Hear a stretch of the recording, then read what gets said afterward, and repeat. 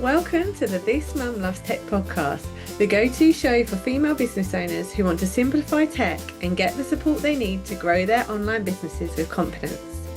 I'm Nicola Walsh, your podcast host. I'm also a mum to two cheeky boys and I love tech, so you don't have to. I'm here to share actionable tips, tools and strategies that will help you streamline your business and make the tech work for you. So whether you're watching after the kids have gone to bed or listening while on the school run, let's dive into today's episode and make tech that little bit easier. Hello and welcome to another edition of This Mum Loves Tech.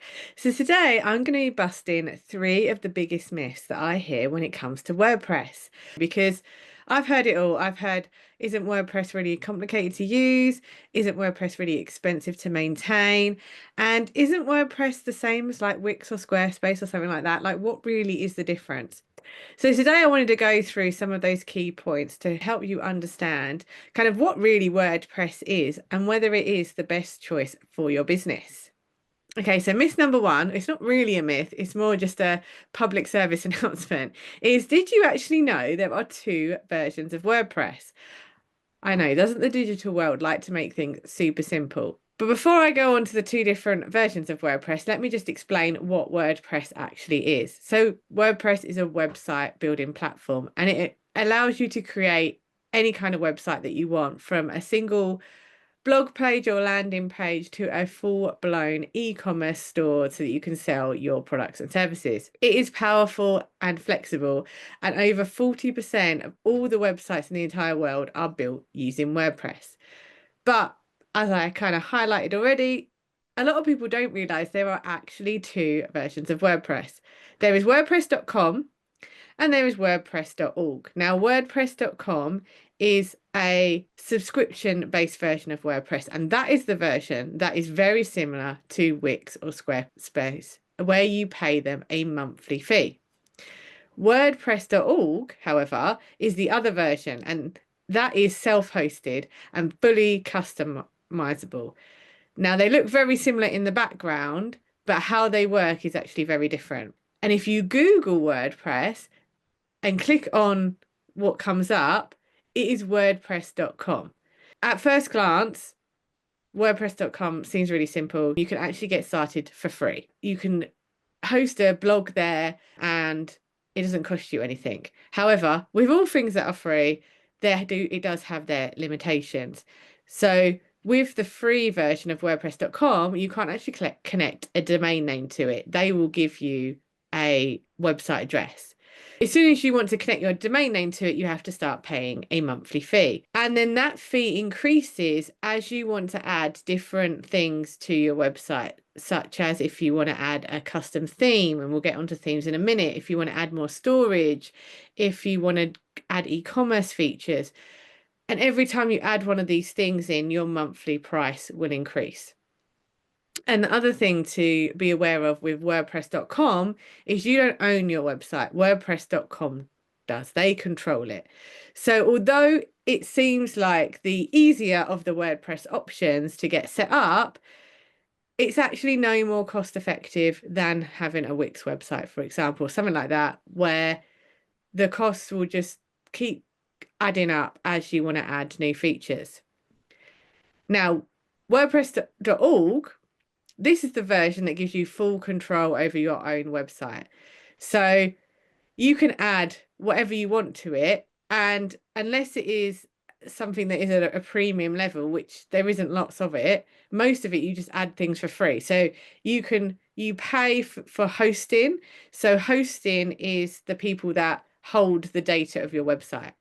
And the good thing about WordPress.org is you can change who that host is. So you have control over who owns your website data.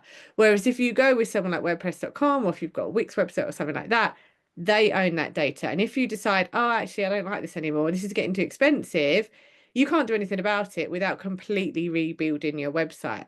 However, with WordPress.org, that's self-hosted, those website files are your files. And that is why I recommend having WordPress.org version, the self-hosted version of WordPress for business owners, because it gives you that flexibility without any hidden costs. which does take us very nicely into myth number two. WordPress is expensive. Now, a lot of people think WordPress is expensive, but that really does depend on what hosting company you're using and what version of WordPress you're using. Obviously, as I've explained in the previous myth, if you're using WordPress.com and those prices are increasing every time you add features, then you will think WordPress is expensive. However, with WordPress.org, because that is self-hosted, you are then only paying for the hosting. And because you own the website, you can move hosting companies if the company that you're using does get expensive. You're not locked in to somebody's. It's the same as like car insurance. As it comes up for the renewal, if you find a better deal, you just move to a different car insurance provider. With hosting, you can do that. You can move your website. So if one hosting company is getting too expensive or they're not being very helpful, you can move to a different one.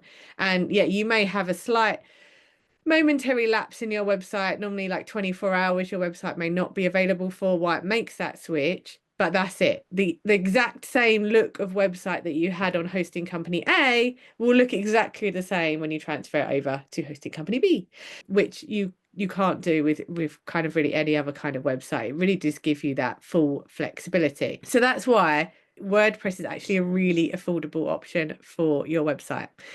And here's some things to consider when you're choosing a hosting company. Number one is to check that renewal price. A lot of hosting companies will offer an amazing deal for like the first 12 months, but then the renewal shoots up. Like I said, just like car insurance. So if you don't want to go through the hassle of moving your website every 12 months, because there will be a downtime. So if you've got a lot of traffic to your website and that's your main source of getting clients, then you don't want to be doing that every 12 months. So I would make sure you look at the renewal costs. Am I just signing up for a great 1 year deal and then the price is going to spike right up? Or am I locking myself into a really affordable deal that's going to keep my website going for me for years? Also look at what's included. So although the website hosting is basically holding your website, there are other things to consider when choosing a hosting company. So how many websites can you build? Now you may think I only need one website, but say you open up another kind of side to your business, or you maybe rebrand and completely change the name of your business, which is something that I've done recently. I've built my new website while my old website was still live on the same hosting company. So it hasn't cost me any more money to have a second website. And I've got a test website as well. So I've actually got three. It's not cost me any more money because my hosting provider allows me to have multiple websites on my hosting plan. And also you want to check things like how often do they back up your website? So your website is just data, and obviously that data needs to be backed up to keep it safe. So does your hosting company do that regularly for you so that then if something did happen to your website, you could restore a previous version of your website? Obviously, if they're only doing like monthly backups, then especially if you're going into your website weekly to add a new blog post or something like that, and it's like 3 weeks since the last backup when something goes wrong, you would then lose 3 weeks worth of data if you then had to go back to that last backup. So I would definitely look at least having a hosting company that offers weekly backups, because that's probably when you get to the everyday managing of your website, that's probably how often you're going to go into it, is once a week. And then also you want to know how easy it is to contact them. So how easy is it to get their customer support, like to access it, and how readily available is it? Because if your website does go down and you're, managing it yourself, you need to be able to get help fast. So you need to have a hosting company that's not just available Monday to Friday, 9 to 5. You want someone who's, there's someone available, ideally 24/7, so that if something goes wrong with your website, whenever you are accessing it, you can get help to get it sorted. So the hosting company that I use is called Hostinger. I have got an affiliate link for them, which I will add to the show notes. And there's a few reasons why I recommend them, but the main things are that they're great value. So 4 years of hosting with Hostinger costs less than £100. That £100 for the 4 years. So that works out at about what? I'm not very good at maths. I think they say on their website it's like £2.99 a month. So that makes it really, really affordable. And their renewal prices are pretty good too. So I'm about to renew. So I bought my first website with them 4 years ago, and that it's now about to renew, and the price is £250. I think it works out about £5.99 a month. So again, that's still really reasonable compared to those website builders like Wix, like WordPress.com, where normally the monthly fee starts at least £9 a month. Or even MailerLite, if you want to connect your domain name to MailerLite, which I use a lot for my email marketing, that starts at £9 a month. So then the hosting, if you get, especially if you get 4 years at that cheaper price, and then it's still cheaper than the other options, yeah, that's one of the reasons why I recommend Hostinger to all my clients and who I use myself. And Hostinger also offer live chat support, and I think it is available pretty much 24 hours. So if you do have a problem, you can just get onto their chat and there's someone there that can answer a question for you. Now, a lot of people I know who have had WordPress websites built for them in the past have someone else maintain it for them and do all the updates and things like that, because they don't necessarily want to get involved with that themselves. But that still shouldn't be expensive, and you need to know what it is that you're paying for. So if you have got someone who is maintaining your website, please ask these questions. What is it that they're managing for you? Updating a WordPress website is not complicated, and I've already explained to you that hosting itself doesn't need to be expensive. So if you're paying lots a month for them to update and host your website, and that is all they do, then I would question the price that you're paying. I'm going to be doing a WordPress masterclass on Thursday, the 20th of March, and I'm going to take you behind the scenes of a WordPress website, and I'm going to show you what it actually takes to keep it updated.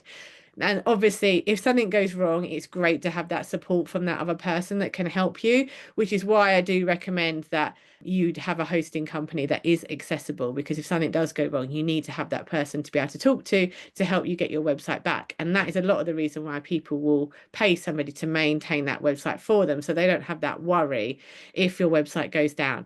But I would stress to just check what it is you're paying for. If they are just hosting it and keeping it up to date, as in updating the plugins and the theme and WordPress itself, then that shouldn't be costing you a lot. If they're making updates to your website, like making text updates, image updates, page updates, uploading blog posts, like that's all included in their website maintenance package, then that is definitely worth the money, because that is something that's going to take you time, and it's better off getting someone else to do that for you. But it's just important to understand what is included in what you're paying for. And to make sure you have access to your own website and domain name, you should have login details to your own website, even if you don't ever touch it. And ideally, you want to be giving that web designer access to your website, but that you're the main controller of it. Because again, if something goes down, and maybe they're on holiday, whoever's maintaining your website for you, or they're ill or something like that, if you can't then get into your own website to fix it, then it's going to stay down. So it's your website is your one of your most important, probably one of your most expensive to get up and running assets. So you want to make sure you have access to it. What really bugs me is web developers that hold their clients' websites hostage. I don't agree with that. I don't think that should happen at all. Personally, with all the clients that I work with, I get them to buy their own hosting, so they have control over that, and then they give me access to their website. So if for whatever reason they don't want to work with me anymore, or I can't work with them anymore for whatever reason, they can just simply remove my access and add somebody else. They're in control of their own website. I am not controlling it for them, because I've worked with so many clients who've been locked out of their own website, especially with the email marketing that I do with a lot of clients, and all the domain authentications that came in recently. You need to be able to access your domain to make the changes so you can use email marketing. And when you have a hosting company, they take ownership of your domain name. They host it for you. So it's your hosting company that you then need to be able to get into to make those domain edits. And if you don't have access to that, you then don't have access to the most important asset in your business, which is your domain name. Your domain name powers your email address. It allows you to do email marketing. It's not just for your website. So it's really, really important that you have access to it. Even if someone, like I said, if someone else is managing it, that is fine. But if for whatever reason they can't access it for you, you need to be able to access it yourself. I was working with a client and it took 3 weeks for her to get access, to get their records added because the person who was managing her website wasn't there, and to get access to it herself for the future. That whole process took 3 weeks. That was 3 weeks that she lost on progressing and doing the things she wanted to do within her business, doing the course that she was doing with me, because she didn't have access to her own website. It's hers, it's her website. You should have access to it. I'm going to get off my high horse now, but that really, really bugs me. And I just think that it's not right that developers hold their clients' websites hostage because it is your business asset. So if you don't have access to your own website, make sure you do. Even if they just get you a login and you never ever use it, that's fine. But at least you have access to it if you ever need it. And the third and final myth that I would like to bust today is that WordPress is complicated to use. And I hear this all the time. But the truth is, WordPress actually is just the frame of your website. And it's the theme that you use within WordPress and the plugins that you attach to it that make your website what it is. And to explain this a little bit easier, I have a little house analogy. So your domain name is your house address. It's how people find you. It's www.whateveryourbusinessname.com.uk. That's your domain name. It's the same as the street address for your house. It's unique to you. Your hosting.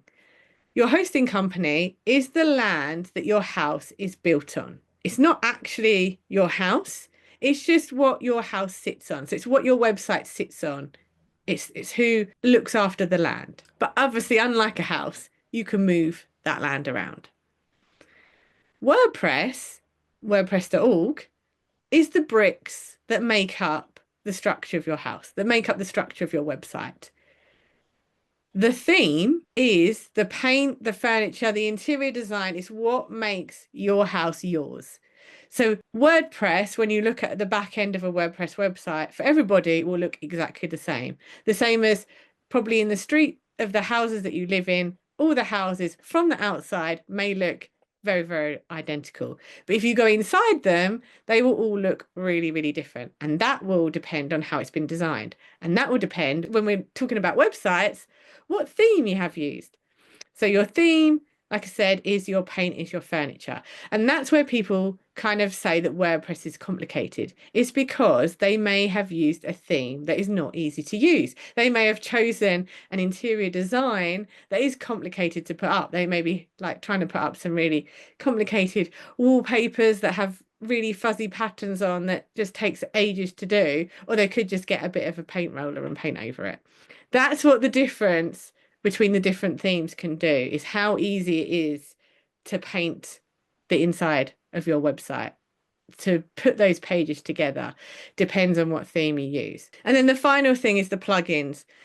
Now, the plugins are those extras that make your house function. Things like broadband, a dishwasher, a Ring doorbell.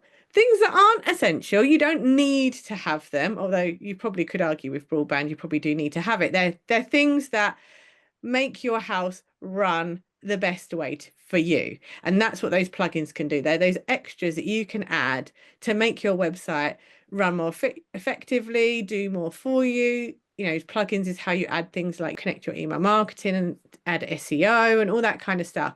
They're things that you can add to enhance your house, your website in this case. So when people say WordPress is hard to use, I always ask them, well, what theme are you using? And a lot of time they turn around and say, I don't know, what's the theme? So again, it's really important that you understand what your website is built on, even if you haven't built it yourself, because how you then fix things in the way that your website looks or the way that it functions, again, will depend on the theme that you're using. Like how you make edits to it will depend on the theme that you're using. So it's really important that even if you haven't designed your website, you know what theme it is built in. So then you can get support with how to make changes to it. So the ways that you can make WordPress easy to use is to use a user-friendly theme. I use Divi. Now this is a premium theme, so you do have to pay for it. You can buy a lifetime license to it, so then you only pay it once, you don't have to pay for it again. There are some free themes out there that are quite user-friendly. I know a lot of people use Elementor, which is a free theme. It's very similar to Divi, but not quite as user-friendly. Like you're paying with Divi for the user-friendliness, but Elementor is still a great theme to use. And you want to avoid outdated themes. Now, if your website was built years ago, it may be that that theme is no longer being updated. So it's no longer being supported as much by WordPress as it was. So if you're struggling to make updates to it, to make changes to it, it could be the theme that is the issue, that you're using an older theme. And you want to make sure to make WordPress easier that you're using the right plugins and only the plugins that you actually need. I was working with a client today and they had so many plugins on their website. And I was asking her, what's this one for? And it turned out she had 3 plugins on her website that all were spam plugins, anti-spam plugins, all 3 of them doing exactly the same thing. So again, it was like, you don't need those. And she'd had her website built for her by somebody else. So again, just make sure that the person who is building your website understands the background of WordPress as well, and not just can make something look pretty. The best advice I ever got was from my website mentor, who is Vicky Everington, the website mentor. I learned how to build websites with her through her Rock That Website course. And the thing she said to me is about sleep and beauty websites, and I'm sure I've mentioned it on a podcast episode before, is lots of people know how to make pretty looking websites, but they're sleep and beauty websites because the actual background of their website isn't doing the things it should do. So if you are going to go down the route of choosing someone to create a website for you, make sure they don't just make something that looks pretty, that it actually functions as well, that they're not just adding plugins here, there and everywhere, that it's doing what it needs to do.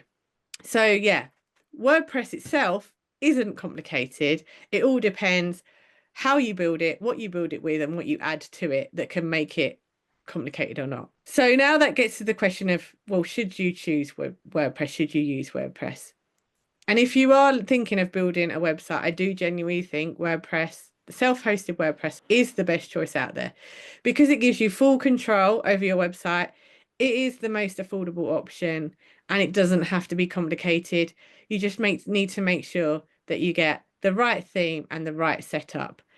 And I may have harped on about it a little bit, but just make sure that you have access to your own website. Whether you build it yourself or whether you hire someone to help, your website is your business asset, and so you should have control over it. Now, if you want to see WordPress in action, if you're still not sure if WordPress is for you, I am running a free masterclass, which is going to be behind the scenes of a WordPress website. And in this masterclass, I'm going to be sharing a little bit more about why I chose WordPress as my website platform. And I'm going to be taking you behind the scenes of what brings a WordPress website to life. And hopefully you'll come away realizing that WordPress isn't a scary platform after all, and it is a great place to build a website for your business. So this masterclass is happening on a Thursday, the 20th of March at 2 p.m. Don't worry if you can't make that date and time, because the replay will be available to everyone who signs up to the masterclass for 5 days after the masterclass has happened. So you can go to thismumlovestech.co.uk/masterclass to register, or I'll also be putting the link in the show notes as well. So I hope you found this episode helpful, and it's highlighted a bit more about what actually WordPress is and what kind of things you should take into consideration when you are choosing a WordPress website. If you found it helpful, I would love it if you could share it with a fellow business owner.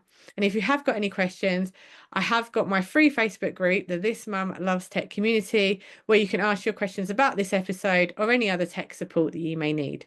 And I'll put the link for the Facebook group in the show notes as well. So I just want to say thank you for listening to today's episode, and I will see you in the next episode of This Mum Loves Tech.